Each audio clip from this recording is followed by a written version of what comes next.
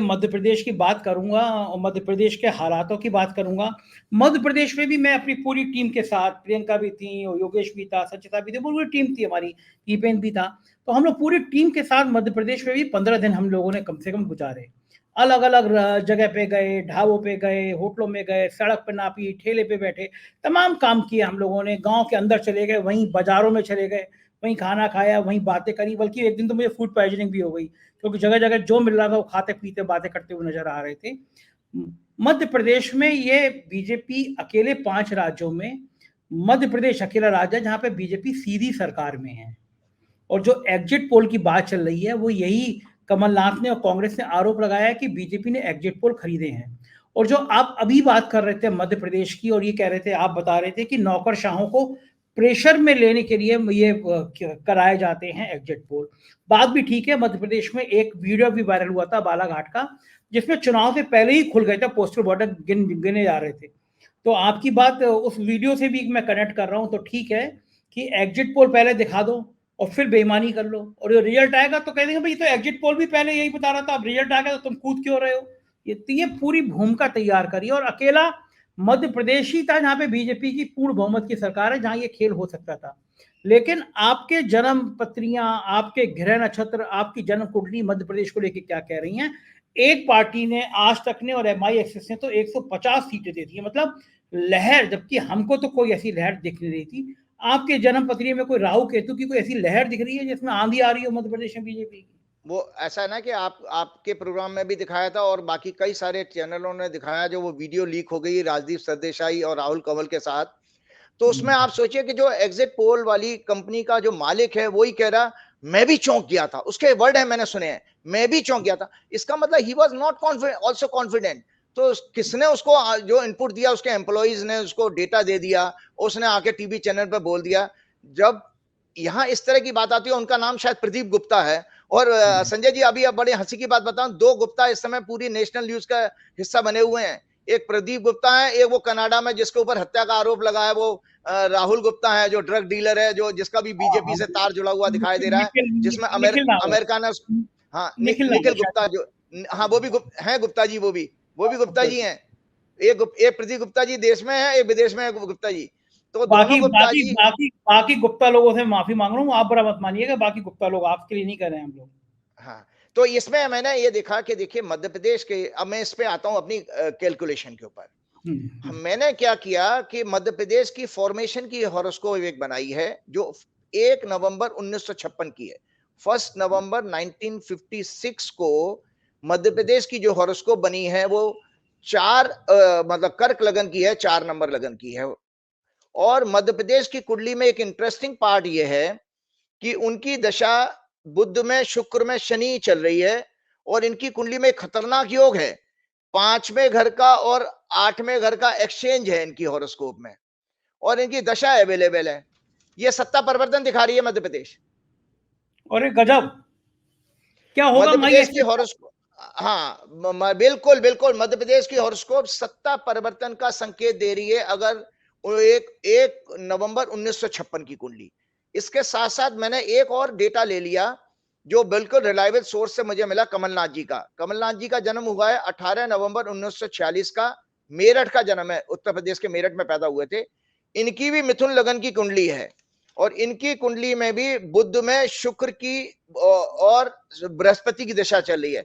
जो मैंने पैरामीटर अशोक गहलोत की हॉरोस्कोप, मतलब इंटरेस्टिंग पार्ट देखिए, अशोक गहलोत और कमलनाथ जी दोनों का लगन एक है, मिथुन लगन, एक ही राशि, मतलब 3 नंबर से शुरू होते हैं। तो बृहस्पति उनके लाभ के घर में भी है, बृहस्पति की उनकी दशा चल रही है, और कमलनाथ जी की भी बृहस्पति की दशा चल रही है। तो कमलनाथ जी के लिए भी राजयोग है। आप अपने दर्शकों को दिखाइए, ये कुंडली मैं आपको भेजूंगा कि कमलनाथ जी की कुंडली भी राजयोग की है। हालांकि देखिए वो बाद में उनका कार्यकाल पूरा ना कर पाए, कुछ सेहत के इश्यू जरूर उनके आएंगे आने वाले टाइम में। उम्र भी ज्यादा, 77 साल की है। लेकिन बीजेपी की, वो सॉरी, कमलनाथ जी की कुंडली और मध्य प्रदेश के परिवर्तन, मध्य प्रदेश की जो हॉरोस्कोप है वो इंडिकेट करती है परिवर्तन। और कमलनाथ जी की कुंडली ये इंडिकेट कर रही है कि बीजेपी को यहां पर भी कोई फायदा सरकार बनाने का नहीं मिलने वाला मध्य प्रदेश में। ये मेरी कैलकुलेशन है। शिवराज सिंह चौहान कह रहे थे लाडली बहन योजना ने कमाल कर दिया, सब बहनों ने सब कांटे निकाल दिए, ताज मेरे सिर पे आया, और आप कह रहे हैं कि सरकार ही चली जाएगी मामा जी की।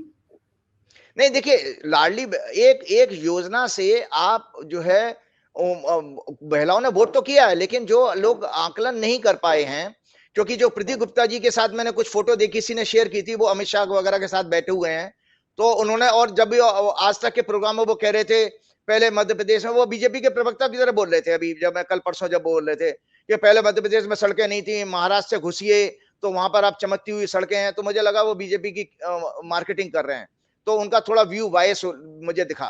तो प्रदीप गुप्ता जी की मैं आपको बता देता हूं कि इसमें प्रदीप गुप्ता जी के जो 140 वाली, जो 156 62 वाली है, वो प्रदीप गुप्ता जी को भी इस बार उनको निराशा हाथ लगने वाली है, वो उनकी एनालिसिस ठीक नहीं है। तो प्रदीप गुप्ता जी जब खुद ही बीजेपी का प्रचार कर रहे हैं, तो उसमें प्रश्न चिन्ह लग जाते हैं उनके ऊपर। प्रदीप गुप्ता जी पहले भी माफी मांग चुके हैं, उनके पहले भी आंकलन गलत हो चुके हैं, पहले भी माफी मांग चुके हैं, और आपकी बात बता रही है कि अगर ये हुआ तो फिर एक बार फिर माफी मांगना पड़ेगी उनको मध्य प्रदेश के देखिए, आंकलन को हो लेकर। सकता है वो तो उनकी अगर हॉरोस्कोप होती है तो उनके लिए अपमान का समय हो, तो मैं करेक्टली प्रिडिक्ट कर देता कि हाँ भाई उनके लिए ह्यूमिलिएशन आ रहा है, लेकिन मुझे तो तो फिर मैं अपने आप को रेस्ट्रिक्ट करता हूं मध्य प्रदेश की कुंडली पर और कमलनाथ जी की कुंडली पर। ये दोनों कुंडलियां भी एक कांग्रेस के लिए एक शुभ समाचार मध्य प्रदेश से लेकर के आ रही है। अब मुझे ये बताइए कि अगर मध्य प्रदेश में ये हाल हो जाएगा तो फिर मामा जी ने जो इतनी मेहनत करी है 5 साल, उस मेहनत का क्या होगा? मध्य प्रदेश तो बड़ी उम्मीद लेकर आया 2024 में, क्योंकि 2019 में एक सीट छोड़ के मध्य प्रदेश में सब बीजेपी जीत गई थी लोकसभा के चुनाव। 2019 में नहीं, 2018 में, 18 में चुनाव हुआ था मध्य प्रदेश का। वो लोकसभा लोकसभा की की आप कह, लोकसभा की हाँ बात कर रहा लोकसभा में, ठीक है। देखिए ऐसा है ना, महिलाओं में जो महिलाओं की जो वोटिंग बढ़ी है संजय जी, वो उसमें प्रियंका एक बहुत बड़ा फैक्टर रही है। आप राजस्थान में हूँ। जाइए या आप मध्य प्रदेश में जाइए, क्योंकि प्रियंका ने, मैंने जब जो जितने भी उनके 2 4 वीडियो सुनी थी, प्रियंका एकमात्र देश की लीडर थी जिसने महिलाओं की रसोई के ऊपर ही बात करी है। सारी रैलियों में तुम अपने बच्चे कैसे पालोगी, तुम्हारे को भी तकलीफ होती होगी, इतने में खर्चा चलाना, गैस महंगी है, बच्चों की शिक्षा में भी दिक्कत, तो ये कॉमन मुद्दे महिलाओं को टच करके उससे जोड़ के गए हैं। तो ये केवल लाडली योजना के कारण महिलाएं ज्यादा आई हैं, इसको मैं नहीं देखता, क्योंकि प्रियंका की हॉरोस्कोप में बहुत अच्छे ग्रह की दशा शुरू हो चुकी है अक्टूबर के फर्स्ट वीक से। तो प्रियंका के कारण, प्रियंका एक बड़ा फैक्टर है लेडीज को वोट डालने के लिए लेकर के आने वाला। तो अगर आप तो मध्य प्रदेश में डिब्बा गोल, और ये बड़ी परेशानी हो जाएगी। अब मैं अगर टोटल सीन पे बात करता हूं तो पांचों राज्यों में भारतीय जनता पार्टी के कल कार्यालय में मातम छा जाएगा। प्रधानमंत्री जी तो दुबई निकल रही है, तो फिर यहाँ का मातम कौन झेलेगा? जो कोई भी झेले। आपको यह पता है ना, आपने अपने प्रोग्राम में मैंने आपको पहले ही बता दिया था, अपने 2 3 प्रोग्राम में मैंने कहा, देखिए संजय जी, मेरी भविष्यवाणी है कि कांग्रेस के लिए जश्न का दिन है। तो जश्न का अर्थ क्या होता है कि भाई 2 राज्यों में उनकी पहले ही अभी 5 में से सरकारें हैं, छत्तीसगढ़ में और राजस्थान में। आज 2 से मेरी ज्यादा बढ़ेंगी तभी तो मैं जश्न मनाऊंगा। 2 की 2 आई तो मैं तो वहीं रहा, न्यूट्रल रहा। तो कांग्रेस तो अप जा रही है और बीजेपी नीचे जा रही है। तो बीजेपी के लिए बहुत अच्छा दिन नहीं है कल, क्योंकि कल उनका जो सूक्ष्म दशा है वो शनि की है, मानसिक पीड़ा का योग बन रहा है कल उनका। ओहो, ओहो। एक जाते जाते चैलेंजिंग भविष्यवाणी, और आज मेंटली प्रिपेयर होकर के आया हूं, आपको बताने जा रहा हूं। झटका दे रहे हैं आज आप लगातार। कायनात की सारी शक्तियां, मतलब संसार की सारी शक्तियां, आरएसएस हो, भाजपा हो, इकट्ठी कर लें, 2024 के चुनाव में भाजपा वापस नहीं आ रही है। ये मुझे कैलकुलेशन मुझे कंफर्म हुई है इनके वर्षफल से, जो 6 अप्रैल 2024 को शुरू होगा।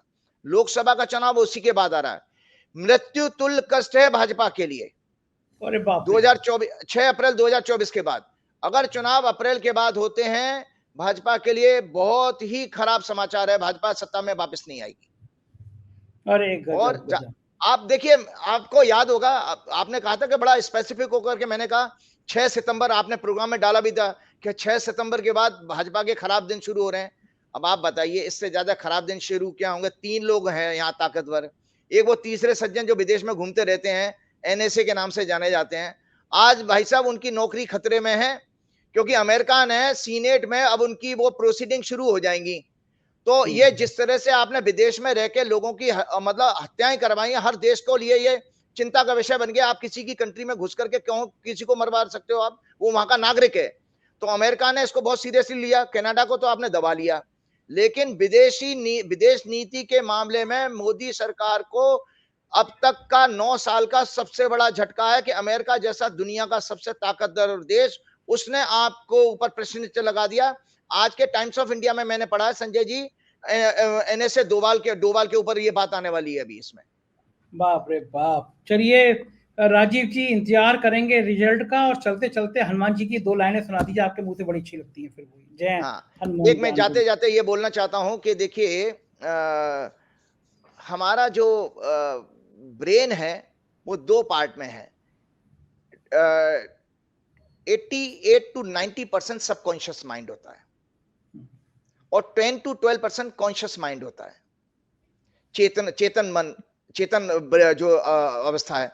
और वो चेतन अवस्था जो है वो बेसिकली कैसे जागृत होती है? वो भक्ति से जागृत होती है। तो तुमरो मंत विभीषण माना, लंकेश्वर भय सब जग जाना। तो इसका मतलब है कि जब तुम्हारे मंत्र को, हनुमान जी के मंत्र को विभीषण ने भी धारण किया तो वो लंकेश्वर हो गए। इसीलिए हनुमान जी की भक्ति में रहिए।